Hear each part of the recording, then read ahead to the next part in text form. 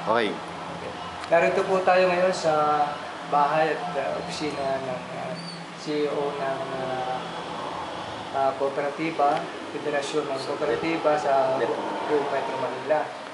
Ngayon po, ititest po natin sa kanya yung kahalagahan ng ating produkto tungkol sa cellphone radiation o kung ano ba ang naidudulot ng masamang naidudulot ng cellphone radiation sa katawan natin.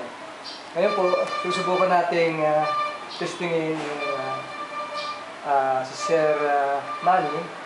Kapag hawak niya yung cellphone niya, hawakan mo sir yung cellphone mo, and then titingnan natin yung yung balance mo. So, ganito lang ang gawin mo. Ipatay mo dito. Tapos, titingnan natin yung strength niya, yung lakas niya. Huwag niyong hayaang may bumako na i-resist niyo yung lakas niya. I-resist niyo. So, nandun yung lakas niyo. Pero, itaas niyo yung paa niyo. Titingnan natin. Alin ba mas malakas sa inyo? Kaliwa o kanan? Parehas lang. Titingnan natin ngayon kung makakabalansi kayo sa pagkatawan niyo. Pag nakataas ang isang paa. Titingnan natin ngayon.